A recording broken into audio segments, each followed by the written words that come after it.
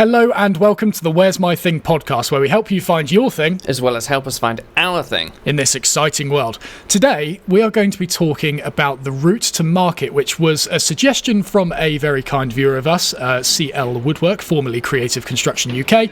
So we're going to talk about our experiences in this and what we've learned along the way. So let's get into it.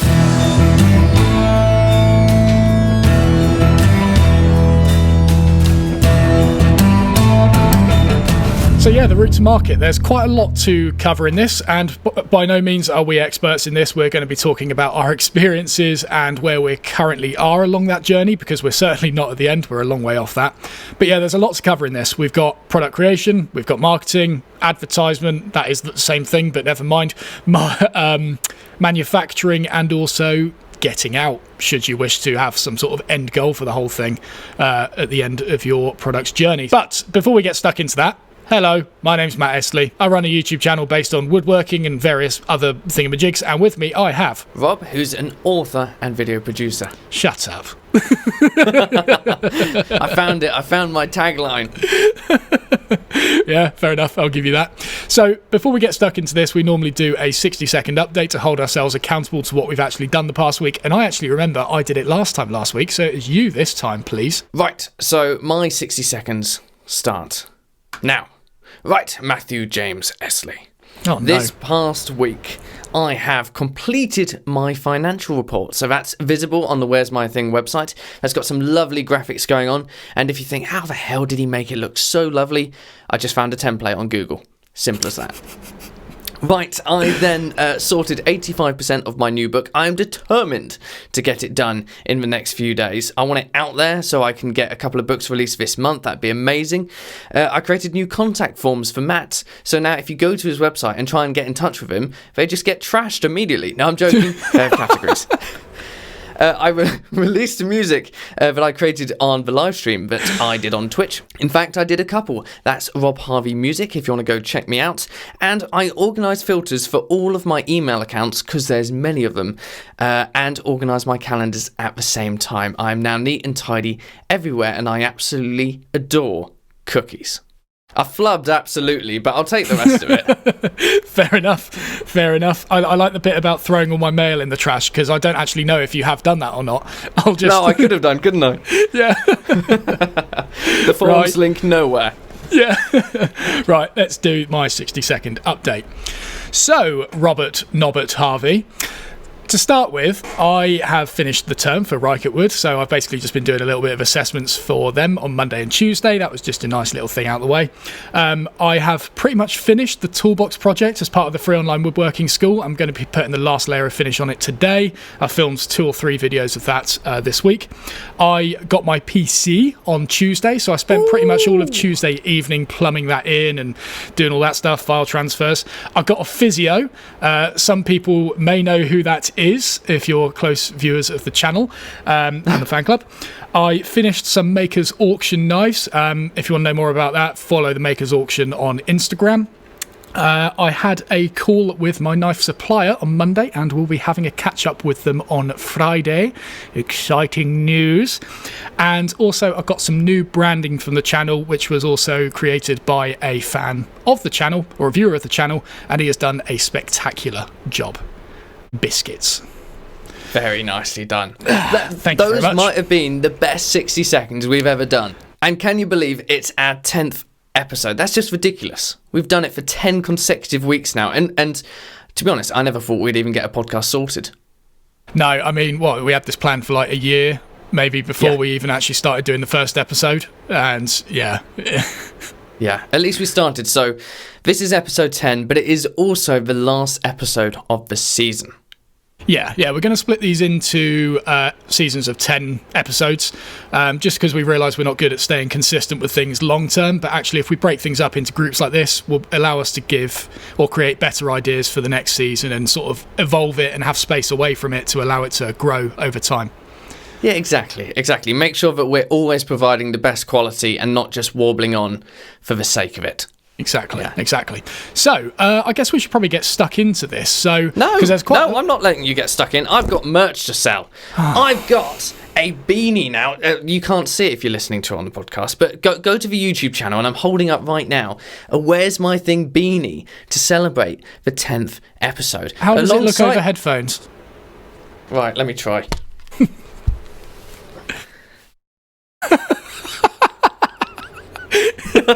You look like a beef eater. Alongside the beanie, I've also got the Where's My Thing t-shirt that I'm currently wearing. And yes, you've got to watch it on YouTube to see what I'm doing. And finally, there's the Where's My Thing hoodie, which I think is absolutely incredible. It's incredibly soft, it looks gorgeous, and you can find it all on the Where's My Thing podcast.com website now. So, let's get stuck into it now with that brief interlude out the way.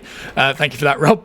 So, to start with, let's talk a little bit about product creation. Now, the request for this was mainly about finding your place in the market. So I think this was, maybe they've got a product in mind, they know what they want to do, but I think there's some value in this that other people can pick up, and also maybe to actually evolve the product, the idea that you already have, into something that's a lot more valuable, more people will like, and actually probably easier to promote as well. So, for me, I've been listening to Tim Ferriss's podcast recently, which I am loving. He's got some amazing interviewees on there, and there's actually a common theme that comes up with a lot of them with regards to creating a new product idea. That upon them saying it, I'm like, wow, you see that so often, and it's such an easy thing to do.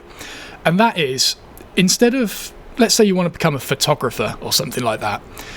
If you want to become a photographer and you want to be well known for that in that field, you need to be like in the top 10 photographers in the world to like really have a big name out there, which, as you know, is probably going to be incredibly difficult to do. But if you pair photography with, let's say, Pokemon or something like that, all of a sudden you could take a picture of people's Pokemon memorabilia or whatever, I don't know, stuff like that, but it's a lot more niche. Then all of a sudden you combine that with something else that you really like, let's say jewellery. I'm using an example that they put on the podcast, by the way. You've then got Pokemon jewellery that you could then have this really like nice photography for that really stands out. So for example, I upon realising this, and that was probably somewhat of a bad example, but I think a really good one is someone I follow on Instagram, and she's called, or she goes by the name Skate Moss. Now, this is a girl, she's out in, I think she might be in California or something like that. She designs her own clothes, she is also a model, and she's also a skateboarder. You take all three of those, what's the chance of becoming the best skateboarder in the world? Or at least a well-known one? Very difficult. What's the chance of being the best fashion designer in the world? Very little. What's the chance of being the best model in the world? Very little. But she's combined them all into one, where she skates wearing her own clothes, and she's not like a brilliant skateboarder, she's not a bad skateboarder. Her clothes are quite, different, I would say, but I wouldn't say in the grand scheme of fashion, it's not crazy, it's not anything wacky, it's just, different designs. But the fact she's blended them all into one, over 300,000 followers on Instagram. Wow. Yeah.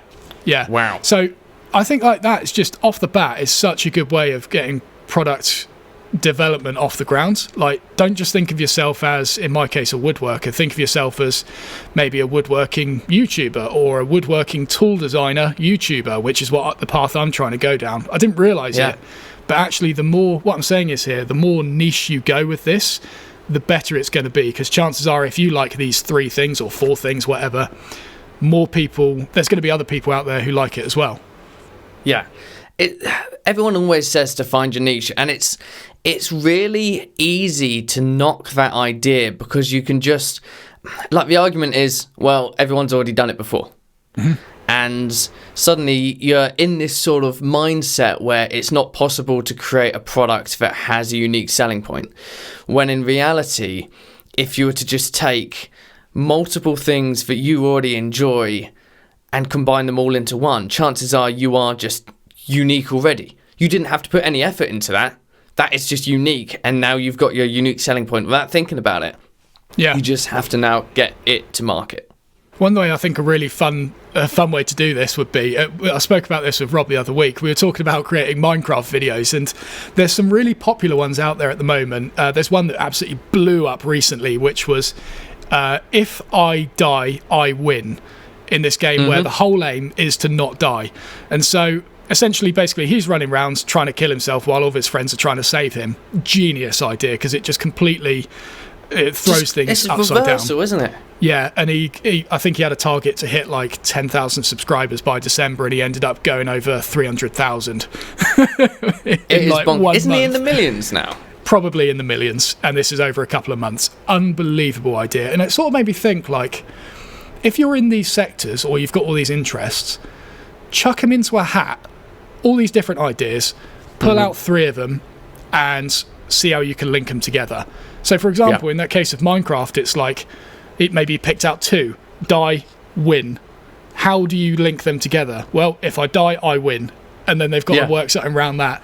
And I think with business, that could be a really fun way and a really interesting way of, maybe you don't like go for it, but it might just be a good way of developing an idea and actually making it something that links to all of your hobbies and aspirations. And so at that point, I guess, you've got your ideas. Fundamentally, anyone can create an idea that's unique just by using that method.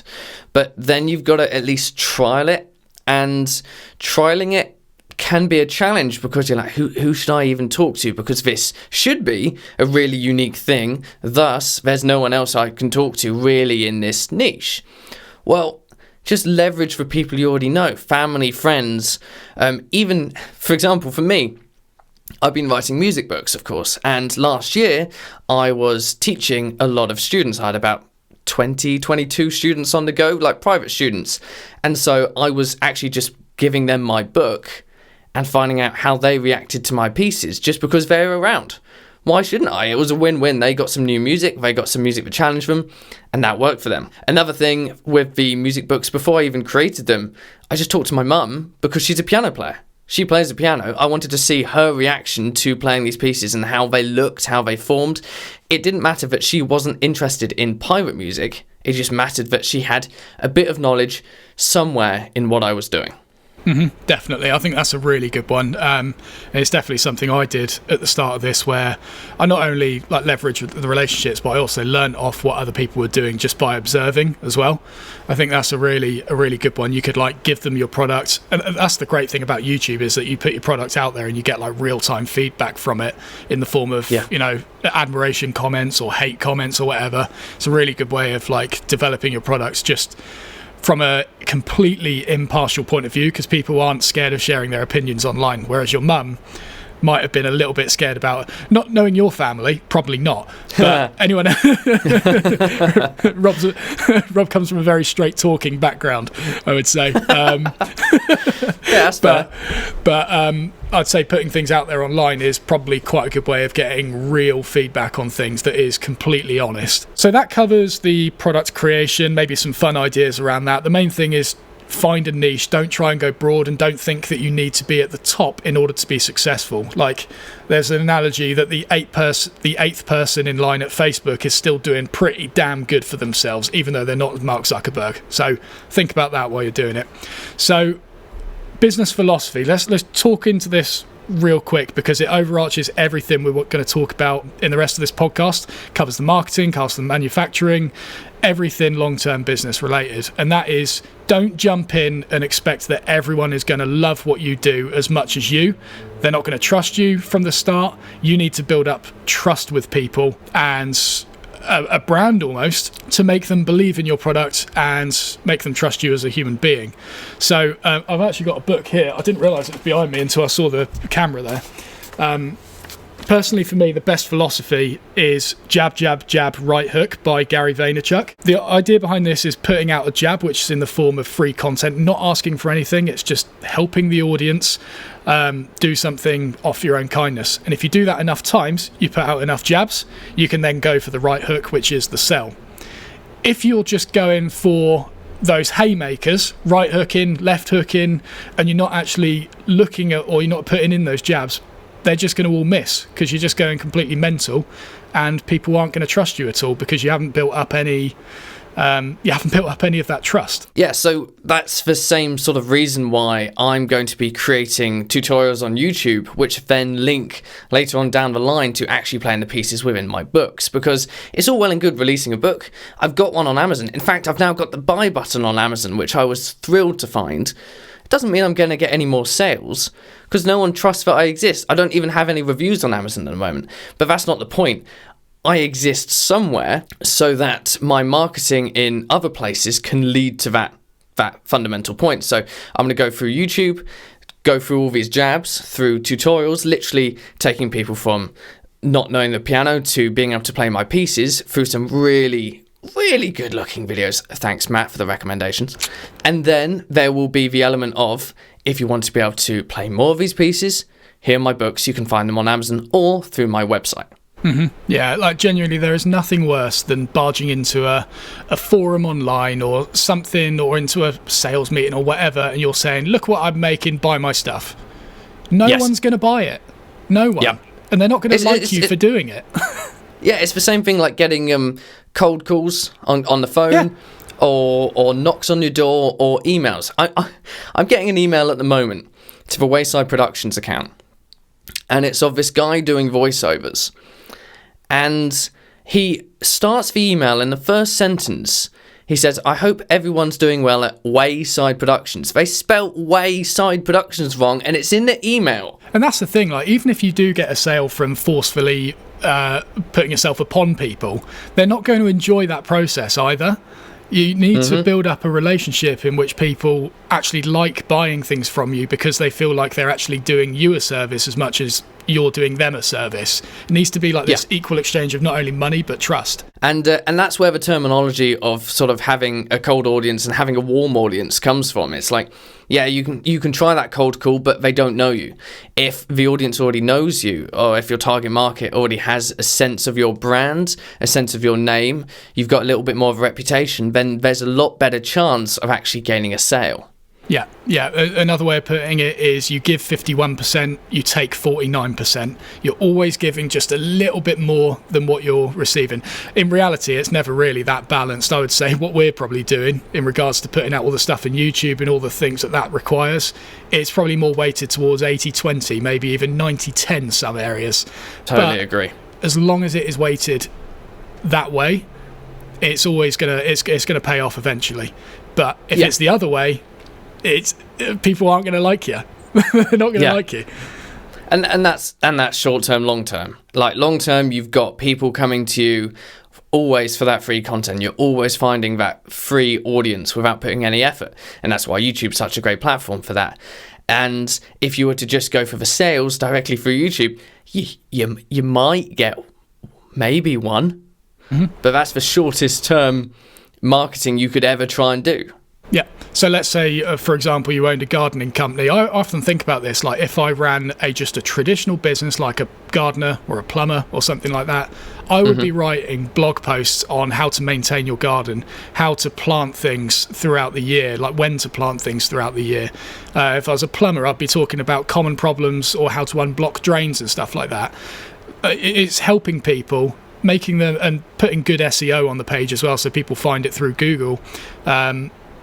And that's just going to help promote your services because people are going to trust you. Like, wow, this guy's already doing this for me. He must be pretty damn good. Simple thing. Yeah. I heard of something from Pat Flynn. I can't quite remember what episode it was, but it was from the Smart Passive Income podcast. And within it, he was talking about if you're writing a blog post, if your product solves a problem, you can give away the free solution within your blog. You can give away the multi-step process that actually gets people the same result. But the point is, you go through that blog and you've written it and hopefully it's clear and concise and it makes a point. But essentially, your audience is going to read down it and think, I can't be bothered with that. Can I just hire you to do it for me? Yep. But there's also a slight barrier to entry as well that you can kind of build on. For example, I've written blog posts about my knives and how I make them. We did a whole month showing people how I make them. And actually, when people look at that, firstly, they get a respect for how the product is manufactured, but also it's like, wow, he uses like milling machines and lathes and stuff like that. I've given you the instruction manual and you can go out and buy those lathes and stuff, but Yeah. It's one of those things as well where it's maybe uncovering the value in what you're doing as well. It's you're helping them while also making them grateful the fact that they've got you to solve that problem for them.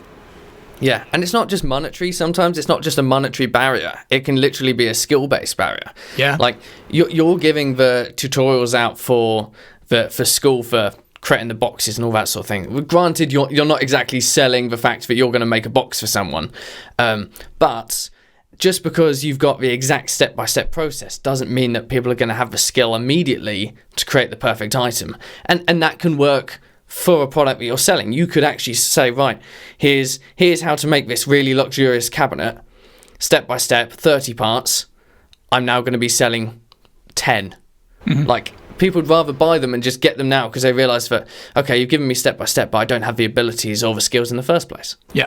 And just to bring this back, this is the whole concept of giving more than you take. The main thing is just over-deliver what you're doing for your clients, both before the purchase and after the purchase. Hopefully, the before the purchase will then help the after-purchase come to fruition. Yeah, exactly. So that's the concept of having a decent philosophy around what you're doing. If you're not thinking on the larger scale, if you're not thinking on I guess it's more of a human level. It's just helping people, then you're potentially just not going to do quite as well. So let's move on now to marketing. And this can go in all sorts of directions. Of course, we can be talking about digital products, we can talk about physical products, but essentially they all end up using the same methods and the same processes involved. So the first point here is basically choosing a platform for your marketing. Now, I don't know about you, Matt, but I'm pretty much thinking there's no point doing anything that's not online. Yeah, I would say so, unless you're herding camels in the desert. But in which case, I'd love to see some drone footage on YouTube of that. Yeah, to be fair. So if you're going to get into this marketing world, and you should do if you're creating a product, you have to, then you've got to choose essentially a social media platform to get your name out there. And there's plenty to choose from. We don't need to name all of them, but they each have their strengths and weaknesses. So YouTube is all about that video content, of course, but it's also about learning, it's also about fun. It's how would you twist your product into that? You've got Instagram, where it's a bit more of a focus on the images, but also there's a lot more community. You've got the stories involved there as well that mean that you end up being more involved with the creator. So if you've got a product that you're, say, maybe it takes you a month to create, and that's all well and good, but taking a photo of your progress every day could work. But maybe taking a photo every week to see bigger jumps is a better option. Plus, having stories, showing your process, showing things that have gone right, showing things that have gone wrong, puts you on a new human level. And you're developing your brand there so that when it comes to selling the product, you end up with a warmer audience. I think it is worth highlighting as well the community aspect of Instagram. We have spoke about this in a previous episode, but yeah, Instagram is such a level playing field where it's you're as much the teacher as you are the student, whereas on YouTube, for example, why it works for us is because we're primarily in that teacher sort of thing and we're giving content that way. And you can give content like that through education, whereas Instagram might be a little bit of education, but it could also just be like social value, giving people someone to talk to and just being a regular presence on Instagram. It's different ways of looking at things. Yeah, exactly. And then once you've found your platform, because I'm sure you can find the audience, that is, you can find your own niche, your own little social media platform that's going to work for you. But once you're there, you don't have to go and think, right, how do I start from scratch? You can actually just take tried and tested methods that you've utilized before, maybe stuff that you've used in person with people. So when I'm teaching on YouTube, I think about what my students would have been going through, how I would have explained things to them, and I just translate it to the YouTube platform. That being said, that doesn't mean that you should rule out a platform that you've never used before. If for example, you wanted to get into live streaming and you looked at Twitch being the biggest live streaming platform out there, that would be a great option for you, but don't get panicked in thinking you've never used it. Just start having a look at what other people do to begin with. Try the methods that you've used before, see if they work out, and then develop and expand and improve every single time you get on that platform in some way. Yeah, I think that's a really good one. I mean, I've recently jumped onto TikTok just to see what it was about, and it's really interesting. It went really well. It's going to be a bit of a habit to not only post on there, but also think creatively to fit on there. And I think a lot of it comes down to you have to actually use the platform a lot to understand its own unique language before jumping onto it. Again, that's, if you're interested in that book, Jab, Jab, Jab, Right Hook, explains all that and what things. It's a little bit outdated in that things like Vine are on there, but it's that whole, it highlights the importance of not only jabbing and right hooking, but also speaking natively on each platform and curating content that is specific for there. Because what you don't want to do is make a video that works on YouTube and then just post it across all the platforms, exactly the same thing, uncut, that doesn't work. It might work somewhat, but people are going to get tired real quick. Whereas if they have multiple channels to follow you on, or if you're just working on one, they're going to know to go there, and it's going to be curated to exactly why they've clicked on that icon on their phone in the first place. Yeah, and if you're still unsure what we mean in terms of a language, take Facebook. I'm sure anyone listening to this, or pretty much, I reckon, 99% are going to be on Facebook. Have a look at the posts on there. See what sort of format they're written in. Fairly long form, well, not medium form, I'd say, but then compare it against Twitter, and suddenly it's a whole different language. Or compare Facebook against LinkedIn. Suddenly you've got formality, you've got essays going on. It's those are probably the biggest contrast, but you'll find that in the video world as well. So it's watching out for those and learning through doing. Yeah, I do wonder though if what it would be like putting memes and stuff on LinkedIn. Like if you could, they've infiltrated everything else. Like imagine if you had some sort of, I don't know what the business model would be, but I'm just thinking back to the hat analogy. Imagine if you picked out LinkedIn and memes. I think it could work. I genuinely think that could work somehow. Especially if you like documented it and then posted that on YouTube of like, look at me messing around with all these professionals. Yeah, it's trying to find the market for what you do, and yet I'm just going to say put memes in it. That's an awful way to think, isn't it? But the sad thing is it works because it is like the language of the internet these days, isn't it? And it's only getting bigger. It's only getting bigger. You look at I expected it to die out 5 years ago. Yeah, all the like successful YouTube channels at the moment, they're all sort of, they've got that element of PewDiePie in them now, where they really do. Yeah, it's the language nowadays. But again, that's sort of the broader picture language, I suppose, of looking at the current culture of the internet. But if we're looking sort of a bit more macro than that, just look at the individual culture of each platform and just work out how to utilize that. And how to speak natively to the rest of the people on there who are there for the same reasons as you, hopefully. Yeah, love it or hate it, you've got to adapt to it. Yeah, but don't feel the need to go on all of them. I think that's a mistake that I've commonly sucked myself into. I've got profiles on most of them, even weird ones like Behance and stuff like that, which is an online portfolio website. But you just don't use it, and actually it's a lot better to do a few really well than all of them semi-well. I think that's common knowledge, to be honest. That's a jack of all trades, master of none. Exactly. Like it's best to do a few just to a really good standard. So for me, that's mainly YouTube. I'm getting better at Instagram, and that's pretty much it, to be honest. The rest of them are just for random posting. Yeah. And for me, I'm going to be focusing on YouTube and then Twitch for the live streaming. I really want to get integrated into that whole world and understand what makes it tick. So I've decided I'm going to do it twice every single week, that I'm live streaming for 2 hours each time. And during those live streams, I'm actively going to be asking people in the audience, what do you want to see? What do you watch normally on Twitch? And what makes it tick? I'm just literally just going to ask people there and then, and I did it last time.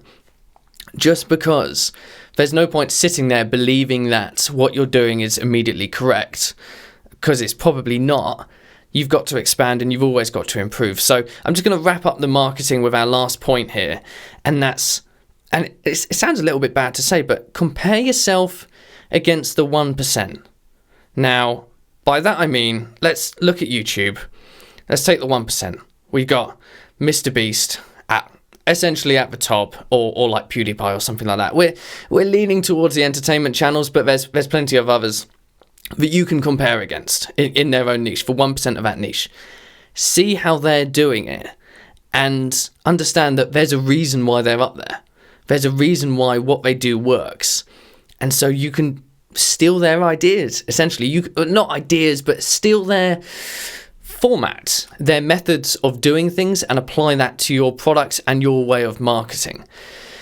Without doing that, you're just leaving yourself open to losing more audience to them, really. Yeah. And also in the top 1% doesn't mean there's one person up there. There's multiple people up there that you can take inspiration from different ones, blend them all together into something. I think we spoke about this the last episode, didn't we, with the YouTube channel? Yeah, you blend them all into one and put your own, that will inevitably just put your own little spin on it, and then all of a sudden you'll have this unique thing. That's there you basically go. It's back to that again. Yeah, that's basically how I did my stuff from the start. I wanted traditional woodworking and I wanted cool, loud rock music with good camera movements. A few people were doing that. No one was really doing it all in one, so I went, boom, in we go. Yeah, and then expanded to the plain video and the days in the workshop based on looking at the 1%. Yeah, exactly. So as for, I think that segues into the next point really well, comparing against the 1%. We're talking about manufacturing now. This probably isn't something that's completely necessary if you've got a service-based product, of course, but for me, one of the best things I've had throughout this is seek guidance from people who have done it before. Huge one. It's hard finding them. It is really hard finding them, but they are out there, and sometimes it could be costly. Sometimes you might need to reimburse them for their time. But hopefully, if you've done this whole philosophy of giving more than you're receiving and you've built up this good brand, hopefully those people will just naturally want to help you out because they'll see that you're actually a very passionate individual who actually knows what they're doing, and you can just build on that. So, for example, with me and the knives, I'm at this real sticking point now of where I want to start upping the production of them. And I know that Jonathan Katz-Moses was at a point with this when he was making his dovetail guys, because they used to be completely handmade. I know that David Barron used to be at a sticking point with his dovetail guides as well, where he used to do them all by hand on his table saw. And actually it gets to a point where you need to start mass producing these things and, you know, upping the production in order to get to the ever expanding customer base that you have. So they were at this sticking point, but they've battled through it, and they've now got, I don't know what it is, like injection molded stuff, and it's all like produced on a manufacturing line. And I'm here with the knives in that exact stage that they were. So what have I done? I reached out to one of them, and he was kind enough, because we've got a good enough relationship, to just help me out with it. No payment or anything. He just wants to see it come to market and do well. Yeah. And that's, I mean, there's an element of that why we're doing the podcast, because we know in some areas more than some people who are listening to this, and hopefully we can help them out in our own way, and reach sort of a wider audience just through that. But for example, with Matt's stuff, I'm seeing him progress through these stages, and I guess sadly he's the expert between the two of us on the YouTubes. So yeah, exactly. Now he pulls a face.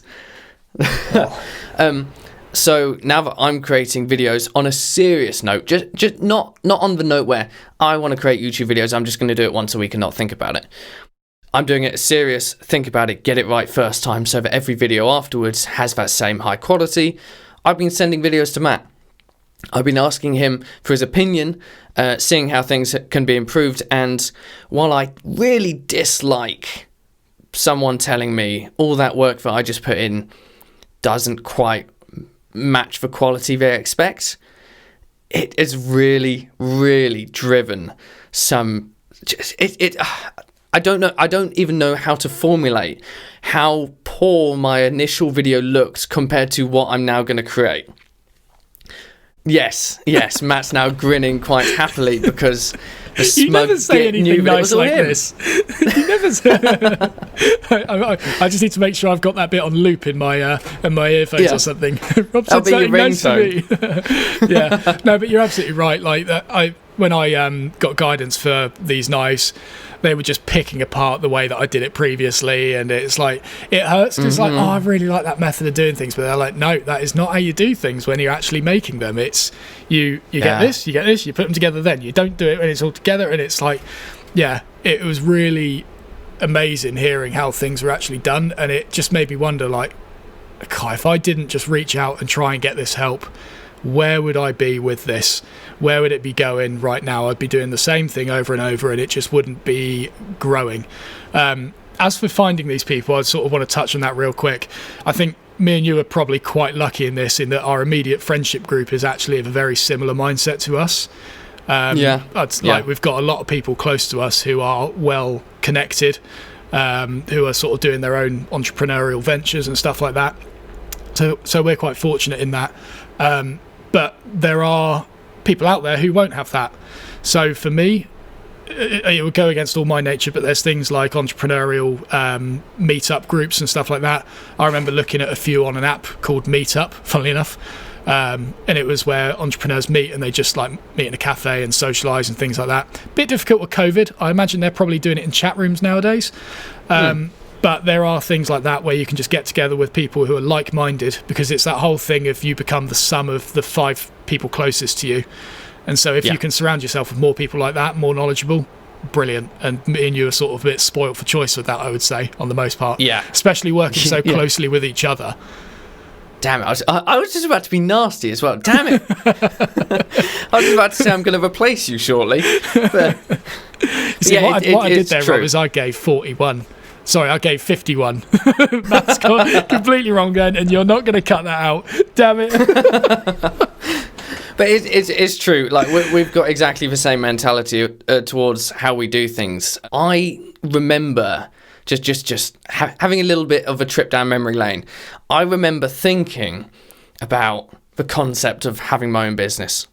No, there was no plan. There was no product involved. It was just, as a teenager, I just thought it would be quite cool if I could do that. But what I couldn't get into my head was the concept of being able to work from 9 to 5 or longer on my own sort of steam.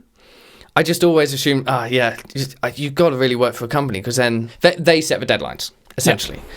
And then through learning and doing and essentially gaining a passion for working, for seeing stuff grow and improve, we end up at this point now, for both of us, where we're just driven every single day to make the most out of the time that we've got. And the fact that we're both of that same mindset works out really blooming well. Yeah, and we've both overdone it a little bit, and we're sort of easing back on that, I'd say now, trying to get a bit of rebalance. But I think that is just part of the natural curve of it. I think what you said there, it reminds me of something I heard in a podcast, again, Tim Ferriss's one. By the way, again, another really good way of getting guides and people around you is listening to podcasts like Tim Ferriss's one. Genuinely, it is the best podcast I've listened to. Not as good as Where's My Thing, but it is pretty good.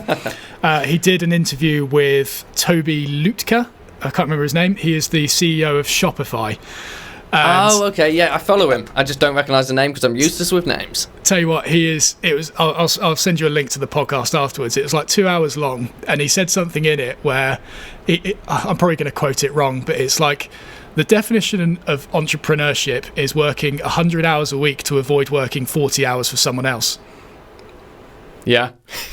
Yes. Oh, that really hits close to home. Yeah. That hurts really hard. It was amazing. Thing is, he's such like a shy, awkward individual, but he's saying like all these things in there that like, wow, that is so relatable. And like when he talks about his journey and stuff, and he talks about all the problems he had, it's like you're learning so much from this guy. And I know we're still talking about this in the context of manufacturing, but this is just, I guess, growing and evolving your business and learning from people on that journey. Genuinely, stuff like podcasts, you just pick up little things like that that was a little bit more philosophical, I would say, but there are like tactical things in there as well that I think are just absolutely invaluable. Yeah, exactly. And that's why I listened to the Pat Flynn podcast for about a year driving to the workshop. When I had an hour and 10 minutes each way, I got through literally hundreds of episodes doing that. And the tiniest caveat before we very, very quickly move on is listen to the podcasts, do your research, talk to these people, but don't make that the sole thing. You do have to put stuff into practice. It's very easy, and I found this, to be listening to podcasts and think, yes, I'm doing something. I'm progressing, I am learning. But you're going to forget the majority of them if you don't put them into practice straight away. Same thing with reading books. I made sure that I was writing notes when I was reading books last year. Like, I would read for half an hour with a notebook by my side so that I could try and figure out how I would put stuff into practice then and there. If I didn't have that, then I was going to forget it, and it's just not worth it. You feel like you're doing something, but essentially you're not. Yeah. I mean, I remember doing that with this podcast, funnily enough. We spoke about it a year ago, and then I remember in my car sort of midway through the year, just sort of after the first lockdown subsided and I was travelling somewhere, I listened to a Pat Flynn podcast, and it was about starting your own podcast. I listened to it, he justified all these reasons. I was like, right, I'm ready to go. This was June. We started it in December. Like, it's, at least we did act on it, but it is so easy to do. So easy to do, where you have like this moment of euphoria. It's like, need to do it, but then you just don't because you wait too long. Just got to act on it. Anyways, let's move on in the manufacturing side of things. Now, this is a point that I put in, and I don't know how sort of obvious this is to most people, but I put it in anyway because I'm likely to forget. To order samples before making larger purchases. So we're talking manufacturing on a larger scale.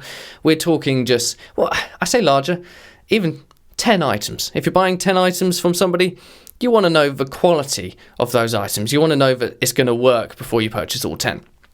And so I did this with my books.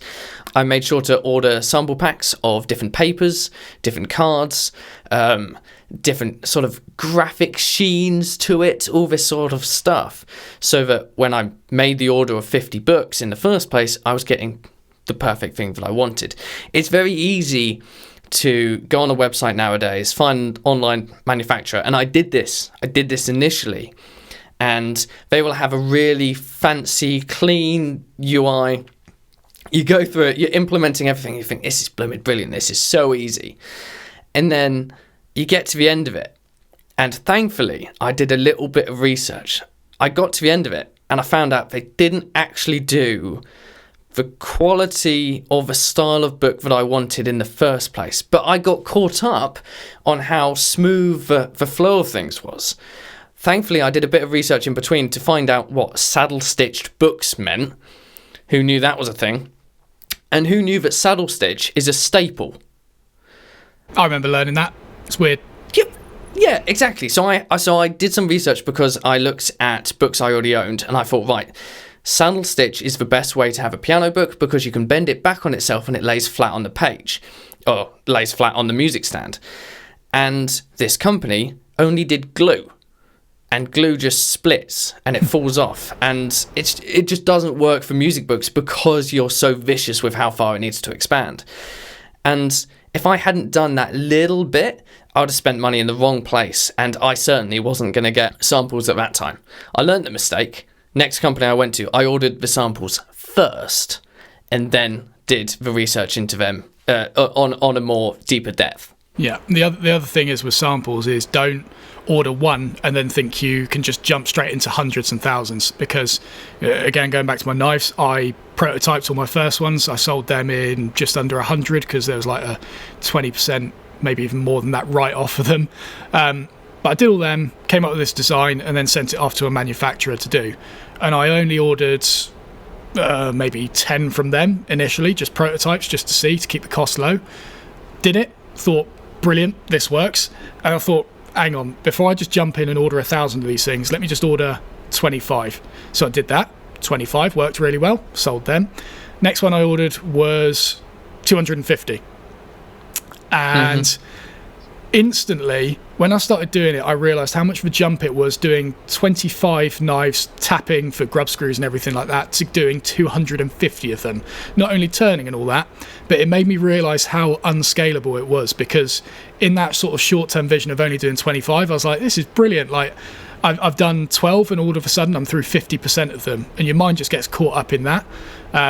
Well, I guess it would be a little bit less than 50%, but if we're talking mathematically here, you can do the maths on that if you want. But you get caught up in these smaller batches and like how well it's working, when actually, when it then scales up, you start seeing real serious flaws in it, where it's now taking me 5 minutes to tap one of these knives. 25 of them wasn't much of a problem, it wasn't great, but 250 of them, that was over a week's work. That was 10 days work to get through all of them.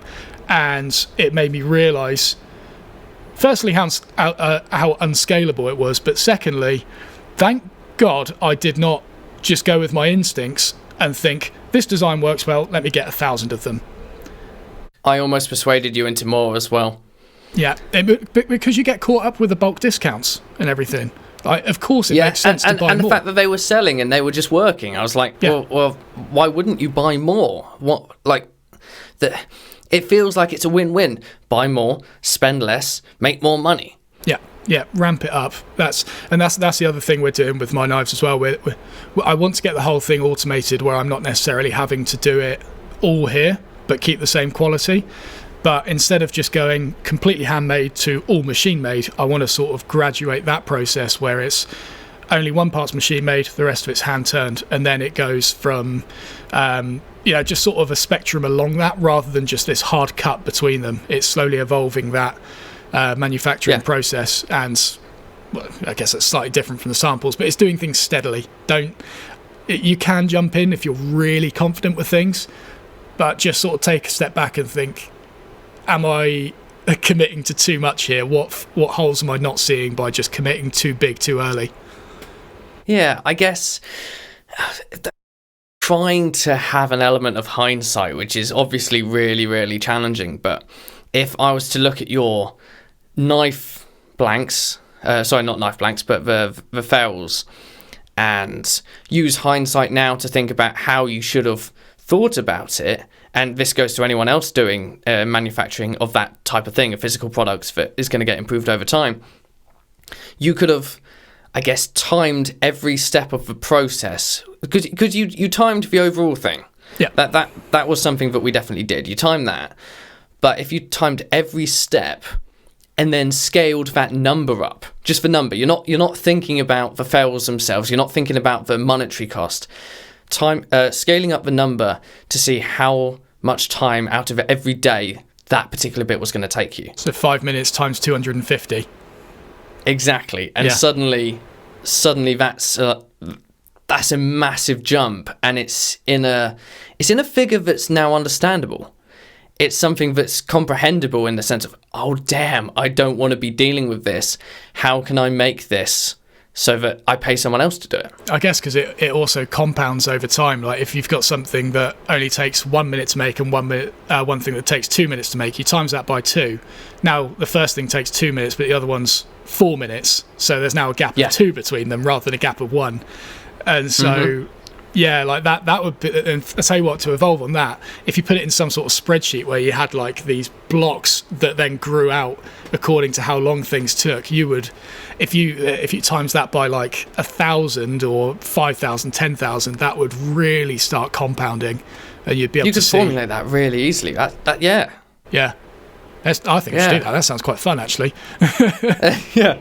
Right, that's our day planned. Yeah, but yeah, I think that's a really big thing with samples, is don't just jump straight in with it thinking, oh, my prototype worked, let's just do it, because there will be there'll be teething problems throughout. Yeah, funny you should say that. I was thinking, this doesn't even apply to my books though, because the book I just got and then that's done. But I had spelling errors and mistakes and all this sort of thing for it, and I just didn't read it. I just bought 50. Actually, no, to be fair, there's no spelling errors. I just... I did something worse. I said at the bottom of the first page who it was published by, using the template from the first company I looked at. So it's the wrong company that's written in that first page. So I don't know if the company who printed it actually read it, but I feel really bad for promoting a company who I didn't use because they don't do the book that I actually made in the end. That's amazing. And I didn't check it. I should have ordered one sample and just read every bit of it and analysed it to the letter. Yeah. Ugh. So then the other thing, talking about manufacturing, I guess this probably goes a little bit into marketing as well. It is testing, A/B split testing, ABC split testing, whatever you want to call it. It's testing things against one another to see what's the most effective. So for my knives, I kept track of how much of each product was selling compared to others. Also, which ones sold first on the website. For example, snakewood. Always in the 3 launches I've done, always the first one to go, so I know that's the most popular, also the hardest to come by, which is annoying, but that obviously bumped the premium up. There were ones that were sort of taking 5 minutes or 10 minutes to sell, which was quite long in the grand scheme of things, and I know that those are probably the ones that people don't necessarily want. They're more of like an impulse buy sort of thing, so I don't need to prioritize those as much. So you've got that with the actual products, and then with the marketing, if you're putting out ads, if you're putting out different videos, or with those blog posts, you could use alternative titles and just cycle them every now and then. Look at the analytics. It's not something I do too much because I focus more on YouTube analytics, but you've got Google Analytics that you can use to see which was the most popular, or which title got the most clicks.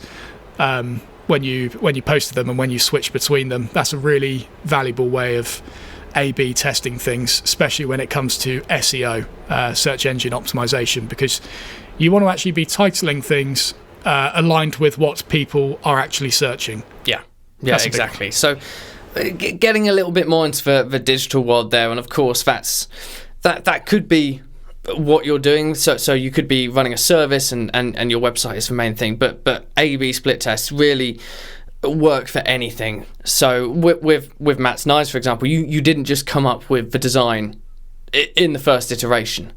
You were comparing and contrasting between each one. In fact, they've expanded in thickness considerably from the initial knives. Yeah, massively. Yeah, just refined it down slightly. Exactly, and in that regard, it was literally right. We got a thin one, we got a thick one. What do you think's best? Right, we got the thumb holder there compared to the thumb holder there. What's best? And it takes time, and maybe it's obvious that you need to experiment with things, but you want to make sure that you put your best foot forwards. Yeah. Whether that's the product or the service or your marketing when it comes to videos on YouTube or anywhere else. Best foot forward, because otherwise, what's the point? Mm-hmm. Exactly, yeah. So we talked a little bit about scaling throughout that. Let's just give another overarching thing here. You have got the question of, does it need to scale in the future? So scaling basically just means expanding your business to reach more customers through, increasing manufacturing or something like that. It's just growing, essentially. Well, it's not, but it kind of is. So an example of this would be, again, I heard this on the Tim Ferriss podcast, so I'm just going to nick it out of here. There is I think there's a certain woman in the US who makes leather trousers for rock musicians, big rock musicians, for when they do live gigs. And she does that throughout the year, makes them all completely handmade, and that is her business. She didn't really need any more because they are just repeat customers. Why bother scaling it? Why bother outsourcing it if it's going to lower the quality and not make it her brand? And no doubt they're going to be really expensive. Does she need to scale it? No. Probably not. So, yeah, thought that was quite an interesting one. No, that is fascinating. I mean, that's a niche, isn't it? Yeah. Beyond any doubt. Like, if you're going to pick 2 things out of a hat, going leather worker, rock musician, right? How do I deal with this? It's such a fun analogy, isn't it? I love it. It really is. It really works. If I ever stop this woodworking stuff, I want to do that. Just have some fun. But like the same thing can be looked at. The main guy that swung to mind when you got into does it need to scale is Sauer Steiner. His planes. Yeah. I thought exactly the same thing. Yeah. If those were mass manufactured, no one's going to give a damn, really, because the price would be low, it would be affordable, yes, but it would have no impact anymore. It wouldn't be special, and that's why it works being a non-scalable item. I guess it comes back a little bit to supply and demand, because that has to also reflect your customer base somewhat. Like, if he had absolutely thousands of people who wanted it, and in his lifetime he wouldn't be able to get through, you could say tough luck. You could try and tend to that. Maybe it'll be outsourcing a few other bits. It depends a lot about on the supply and demand, and also I think the product itself. So for example, I could carry on down this path with the knives saying no, they're going to be completely handmade and that's it, but realistically I didn't make much of a profit on the first ones. I'm going to have to bump the price up, and then it becomes more of a thing of like, are the knives really worth £100?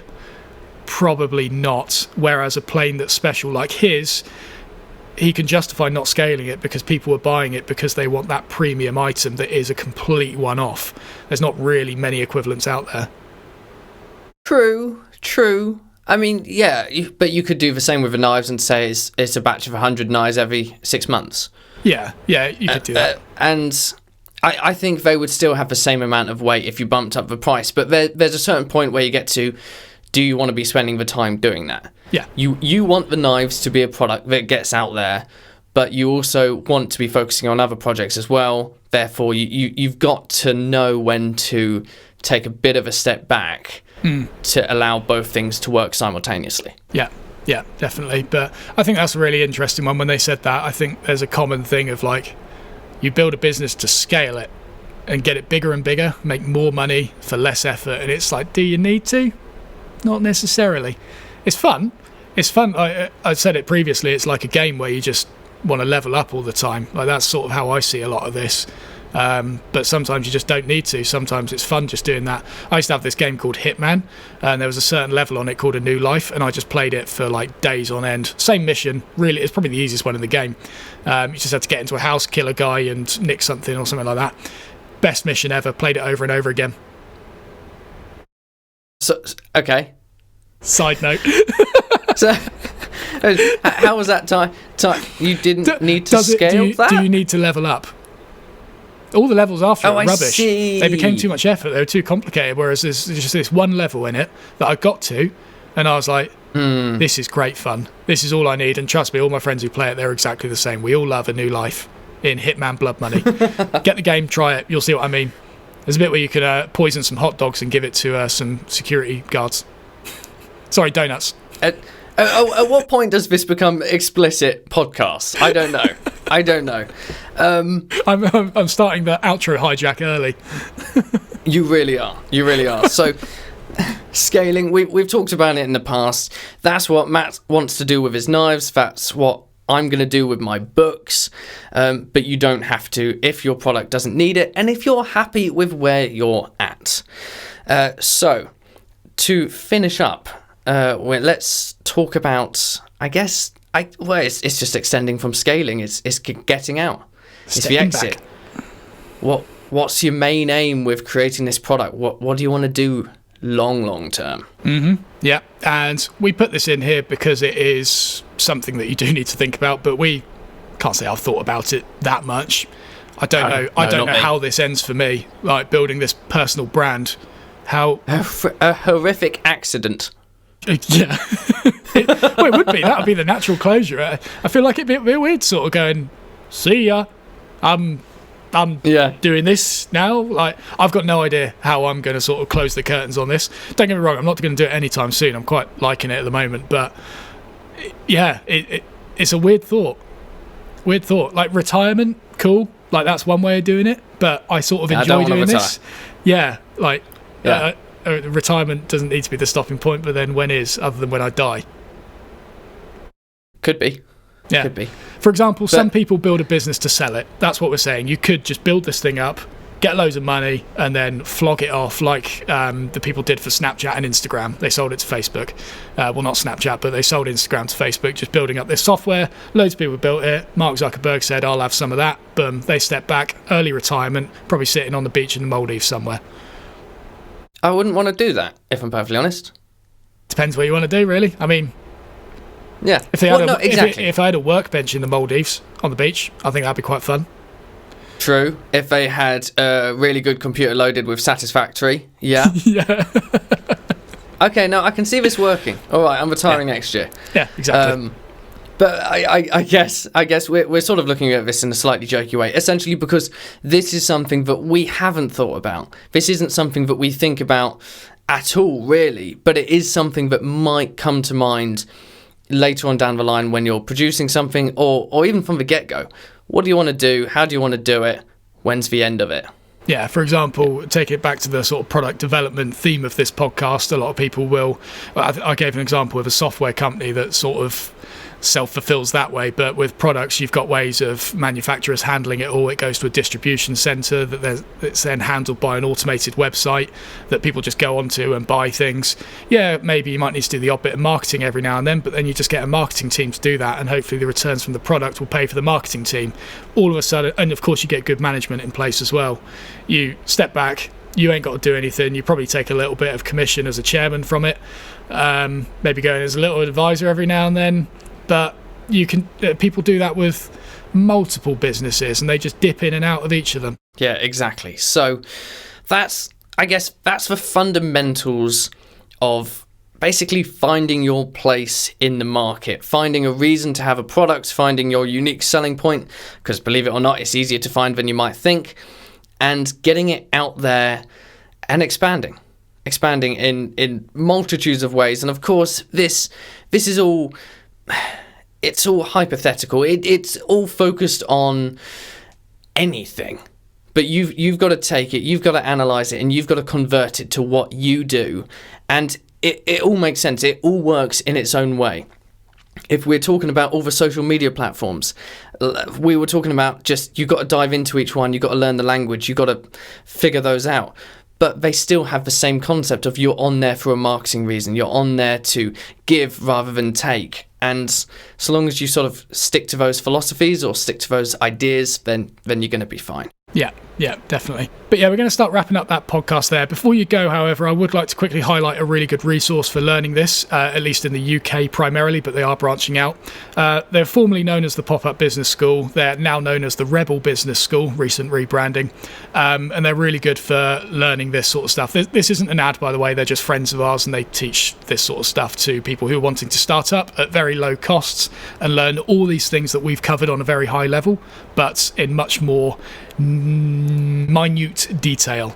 So take a look at that. They're doing remote events at the moment, but they do in-person events as well throughout the year. That's the Rebel Business School. We'll put links to them in the description below. Really good resource for this. Exactly. So we hope you enjoyed the first season of the Where's My Thing podcast. It's almost sad. It's been a bit of a cold season, isn't it? I'm all right, actually. Yeah. It's not been too bad over here. Yeah. I haven't minded the temperature. But yeah, we don't know when we're going to be back. It's going to be at least a month or two. We want to gain some new experiences. We want to learn from more books and more courses, and then give that knowledge to you, of course.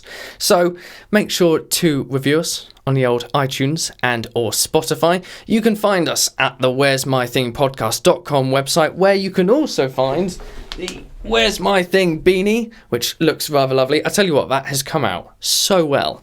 It's crisp. Make sure you're watching on YouTube to see these. You got the Where's My Thing shirt with the old logo. Notice on that side, the old logo. And finally, the hoodie. Yay, there we go. It's in there. I've managed it.